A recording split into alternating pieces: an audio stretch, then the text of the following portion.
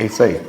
Escuta, por falar em perde, cara, o Correio tem 356 anos, desde 1600 e lá vai fumaça. Agora, com esse nome de Empresa Brasileira de Correios e Telégrafo, ou só a sigla ETC, é desde 69, mas já existe desde Dom João VI, tá certo? Aí, entre as 17 empresas que resolveram que até o final do ano vão privatizar, o Correio é a primeira da lista. Mas tem também Eletrobras, Telebrás, CEAGESP e Casa da Moeda, Antônio Carlos. Eles vão vender para um gringo a empresa que faz o nosso dinheiro. É isso aí. A produção colocou, segura aí para a gente aí na tela, a lista de empresas que hoje o Paulo Guedes, né, nós vamos falar daqui a pouquinho da função antiga dele, anunciou aí o governo Bolsonaro que pretende privatizar. Vamos ler todas elas porque tem diferenças de importância, às vezes regional, porque uma empresa está instalada numa determinada região ou outra, mas são todas, são empresas que sobraram, né, de toda a dilapidação, a destruição feita lá atrás, na famigerada era FHC, e que o governo colocou aí na lista das empresas para serem privatizadas. Bom, a Ingea, empresa gestora de ativos, a BGF, Agência Brasileira Gestora de Fundos Garantidores e Garantias, o Serpro, né, foi uma empresa muito importante no processo de desenvolvimento da informatização do governo federal, serviço de processamento de dados, a Dataprev, que cumpriu esse papel e se transformou numa grande empresa na área da Previdência Social, a Casa da Moeda, como você destacou, CEAGESP, Companhia de Entrepostos e Armazéns Gerais de São Paulo, CEASA Minas, que é a mesma, o correspondente da CEAGESP aqui de São Paulo, CBTU, Companhia Brasileira de Trens, Transurb, Trem de Porto Alegre, Codesa, Companhia Docas do Espírito Santo, EBC, Empresa Brasileira de Comunicação, Ceitec, Telebrás, Correios, Eletrobras, Lotex e, por último, Codesp, a Companhia Docas do Estado de São Paulo. Quer dizer, tá Docas de São Paulo e do Espírito Santo colocado aí na lista. E essa Lotex, Loteria Instantânea Exclusiva? É um setor que estava vinculado à Caixa, que era responsável pelas raspadinhas, setor de loteria instantânea. Então, e eles vão vender isso para alguém? A ideia Mas vem cá, no Brasil é ilegal cassino, não é? Com isso eles estão quebrando o monopólio do Estado de terem o acesso, aí, o controle sobre os jogos de azar, né? Que todas essas loterias que existem são controladas pelo Estado. Certo. Estão ligados ou às loterias estaduais ou à loteria federal, que são controladas pela Caixa. Menos a do Silvio Santos, né? Mas aí já é um outro tipo de esquema, não é propriamente, não é apresentada como se fosse uma loteria, mas é uma poupança, um pecúlio, né, que eles fazem em troca da compra de determinados bens. Capitalização, é isso aí. Então, o fato é o seguinte, é uma declaração de guerra do ministro Paulo Guedes, né, o anúncio dessas privatizações, que na realidade é uma política de entrega das empresas estatais, porque, veja só, eles estão preparando essa entrega no pior momento possível para a economia brasileira. Sim. Tem uma desvalorização brutal da moeda, né, o que significa que esses ativos, né, que obviamente nem deveriam ser vendidos inclusive vários deles aí como é o caso dos Correios, pelo caráter estratégico que a empresa tem. Né? O Correios é a única empresa brasileira, presente em todos cerca de 5.700 municípios brasileiros. Não tem nenhuma empresa que esteja presente. Nenhuma empresa vai querer fazer a mesma coisa que o Correio faz. É uma empresa estratégica que, obviamente, trata do problema da comunicação, da entrega de correspondências, de encomendas no país todo. Para um país de desenvolvimento atrasado como o Brasil, esse é um setor muito importante. E que, obviamente, né, grandes grupos imperialistas aí gostariam de controlar, porque além da rentabilidade desse serviço, né, por exemplo, nos últimos anos, o Correio desenvolveu muito o serviço de entrega de encomendas. Né? Além dessa rentabilidade, isso privatizar essa empresa e colocá-la sob o controle de uma empresa estrangeira, coloca em risco o fato de que o país perde autonomia sobre um serviço essencial, né, um serviço da maior importância. Isso, além dos enormes prejuízos que causaria o fato, uma empresa que tem mais de 100 mil trabalhadores, né, e que, obviamente, né, entre trabalhadores, a empresa tem coisa aí de mais de 100 mil, 110 mil trabalhadores contratados diretamente e outros 30 mil, né, que trabalham na empresa como terceirizados e pelo menos mais uns 50 a 80 mil que prestam serviços correlatos da empresa, fornecedores. Quer dizer, é uma quantidade enorme de gente a ser afetada, quase 1 milhão de pessoas, se a gente incluir os familiares desses funcionários, desses trabalhadores. E uma das políticas, né, da atual administração golpista dos Correios, do governo Bolsonaro, é reduzir o número de pessoal. Tem sido feito aí vários planos de demissões voluntárias, reduzir os custos com os funcionários.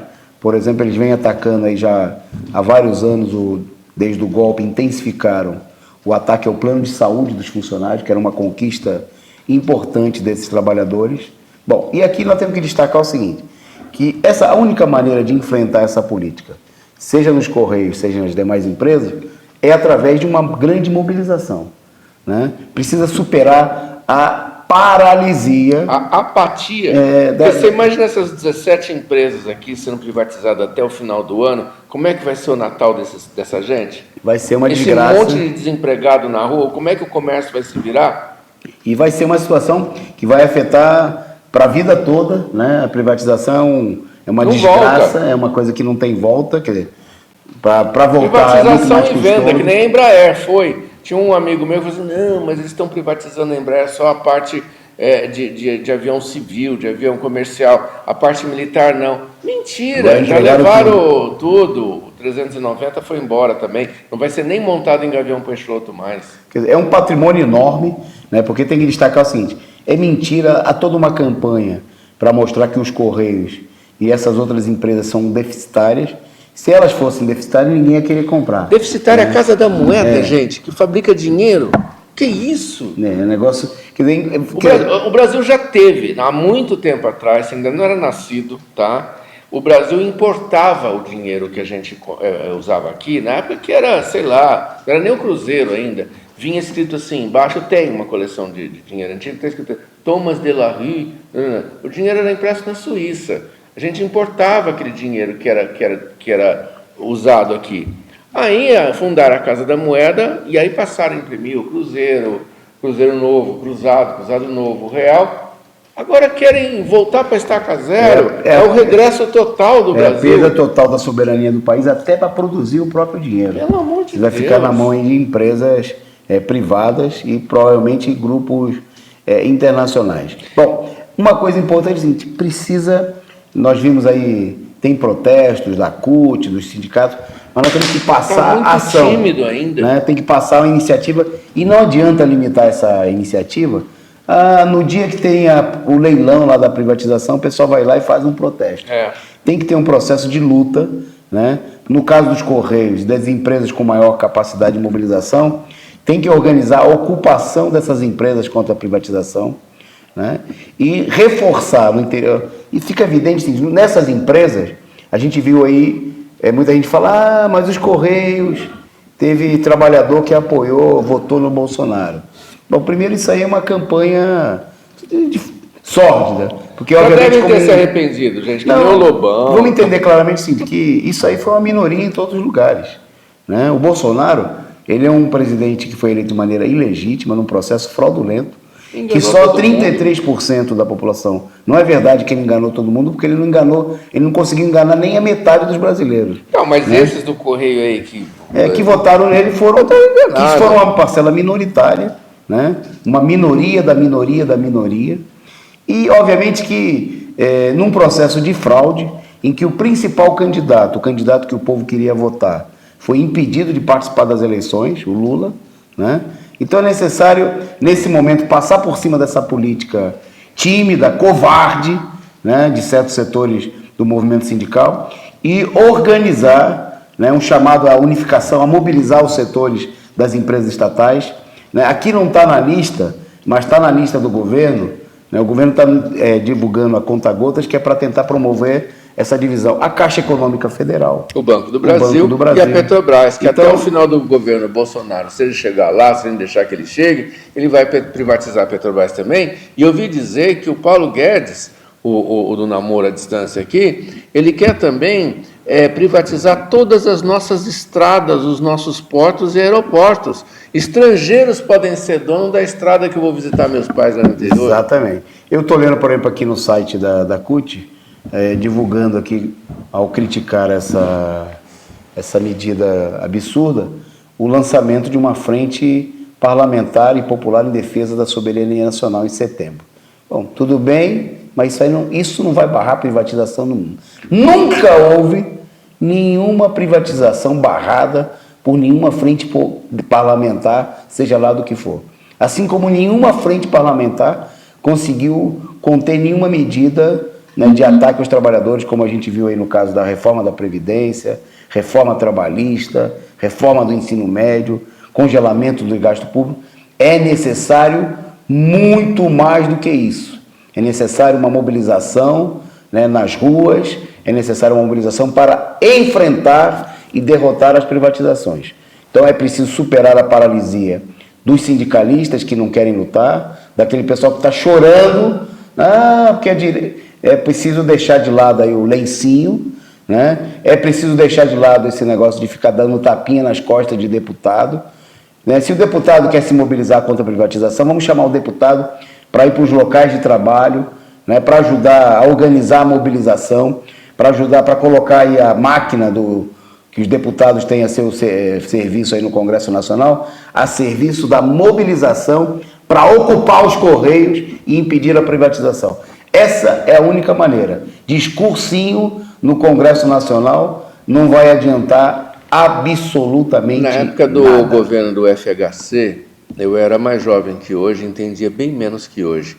E eu me lembro da privatização, tanto do sistema Telebrás, da Telesp, etc., quanto da Vale, que na época era a Vale do Rio Doce, destruíram o Rio Doce, ficou só Vale e nada. Eu me lembro do sujeito batendo o martelo assim, vendido.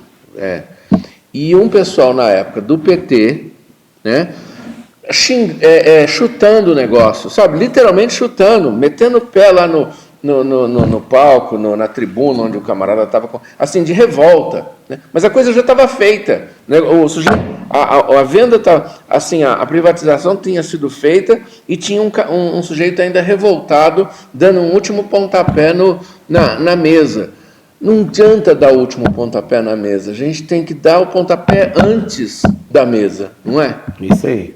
O Marcos Tomag diz que a privatização dos Correios facilitaria a ocupação da Amazônia pelos Estados Unidos. Portanto, está conectada à destruição da Amazônia pelo bolsonarismo. Não só isso. Para a ocupação. Quem falou isso agora? É o Marcos. Você assistiu à entrevista que o Rui deu ontem para o 247? Ele falou o seguinte: não está descartada, não passou pela cabeça desses caras desmembrar o Brasil, retalhar o Brasil em vários países. E é isso. Se eles começam a fazer dessa maneira com os Correios, daqui a pouco, separa o Brasil em 3, 4. Porque eles estão atacando tudo aquilo que dá unidade ao país, né? As empresas públicas como os Correios, que unificam o país ao ser uma empresa que opera em todo o país. A Petrobras, né?